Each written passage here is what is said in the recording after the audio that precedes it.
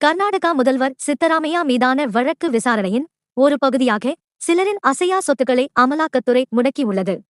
இதன் மதிப்பு 300 கோடி ஆகும். கர்நாடகாவில் முதல்வர் சித்தராமையாவின் சொந்த ஊர் மைசூரு தாலுகா வருணா அருகே சித்தராமையனுண்டி கிராமம். மூடா எனும் மைசூரு நகர்ப்புற மேம்பாட்டு ஆணையத்தில் இருந்து அதிகாரத்தை தவறாக பயன்படுத்தி மனைவி பார்வதிக்கு 14 வீட்டுமனைகளை வாங்கி கொடுத்ததாக சித்தராமையா மீது குற்றச்சாட்டு எழுந்தது. அவர் மீது வழக்கு பதிவு செய்ய கவர்னர் அனுமதி அளித்தார். இதனை எதிர்த்து தொடரப்பட்ட வழக்கு தள்ளுபடி செய்யப்பட்டது. இந்த விவகாரம் தொடர்பாக சித்தராமையா மீது அமலாக்கத்துறை போலீசார் வழக்கு பதிவு செய்தனர். இந்நிலையில் இந்த வழக்கில் நடந்த சட்டவிரோத பணப்பரிமாற்றம் தொடர்பான விசாரணையின் ஒரு பகுதியாக ரூபாய் 300 கோடி மதிப்புள்ள 140 அசையா சொத்துக்களை அமலாக்கத்துறை முடக்கியுள்ளது. முடக்கப்பட்ட சொத்துக்கள் ரியல் எஸ்டேட் தொழிலதிபர்கள் மற்றும் ஏஜென்ட்கள் உள்ளிட்ட பலரின் பெயர்களில் உள்ளது என அமலாக்கத்துறை கூறியுள்ளது.